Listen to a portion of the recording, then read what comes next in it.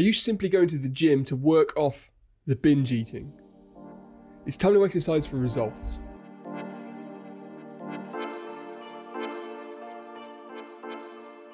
I'm Tom Waller, health enthusiast, chiropractor and speaker. For the past decade, I've been devoted to the pursuit of excellent natural health, helping thousands of people to achieve a better quality of life. I take complex topics and make them easy to digest and simple to implement so you too can change your life. But be warned, I'm not holding back any punches and I will hold you accountable. Exercise is supposed to improve our physical standing.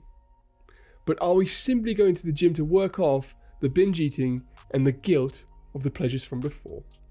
In this show, I'm going to talk a little bit about how we can really exercise for results. Now, I've certainly been there. I've gone to the gym day in, day out, and over periods of weeks, I've not really noticed any change. And you go into the gym and you watch people and you can see them for months and nothing happens. Now, it's really interesting that as we record this, we've just got off the back of Easter, which is the hardest period of time for me to deal with because I have a bit of a sweet tooth, and if there's one thing that gets me, it's chocolate. And I find myself exercising double hard at this time of year to try and work off. And there's a great saying that is so true: you simply cannot out-exercise a bad diet. They also say things like abs are built in the kitchen. And we all know this stuff, but I want to show you how it's a little bit deeper than that, and even that is slightly flawed. So this is for someone who really wants to get results. If you really want to get results in your training, this is for you. We also see those athletes who train and train and train and train and train, and they eat well, quote unquote, but still struggle to get results. What's the problem there? And it all comes down to the idea of compounding the exercises so that we get an accumulative growth over time. So if you really want to train for results, there's a couple of things that we need to understand.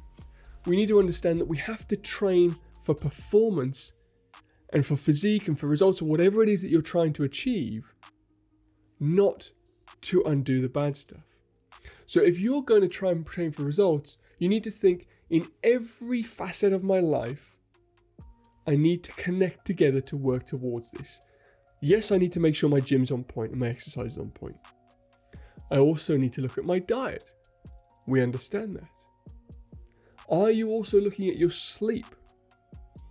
Are you making sure that you get enough recovery? Are you looking at the timing of the day that you're exercising? You can also look back to all the podcasts I recorded before. If you're watching this on the YouTube, the link is just there, on belly fat, to show you how you can do little exercises to reduce that. And we talk a little bit more on the specifics in that podcast. But for today, I want to talk about the effects of compounding.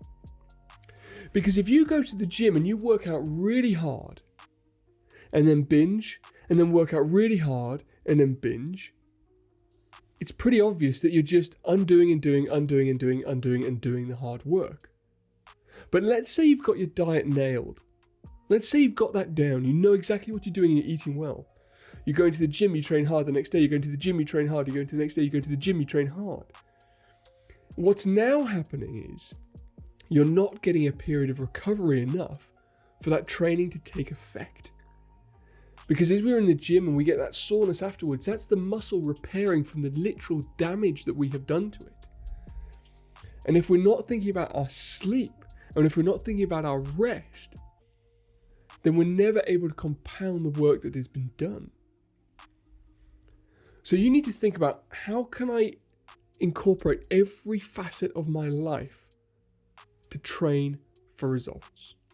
And you might not want to be someone who's training for big results, but you might want to improve a little bit.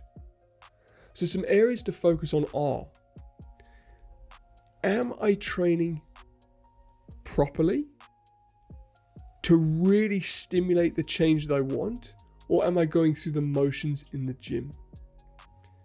You know, when you go into the gym, let's take pull-ups for example. You go into the gym and you do some pull-ups. Now, are you focusing on just getting your head above the bar as you pull yourself up towards it? Or are you thinking about those muscles on your back contracting and squeezing and firing to achieve the results you want? Because the mind and muscle connection will have a huge impact on how well those fibers tear and then repair. So our first thing to do to train for results is to focus in the gym and be specific and intentional with the work that we're doing. We then have to think about, is our nutrition on point? Are we eating to support the training that we're doing? Are we putting ourselves into a calorie deficit if we're trying to build muscle mass and therefore finding that we don't have enough energy to sustain the work that we're doing and therefore never gaining the results that we want? Or are we knocking back protein shakes with the idea of bulking, but we're actually wanting to lose weight in the process? Making sure that you've got that right nutritional balance, an idea of what you're eating to achieve your results.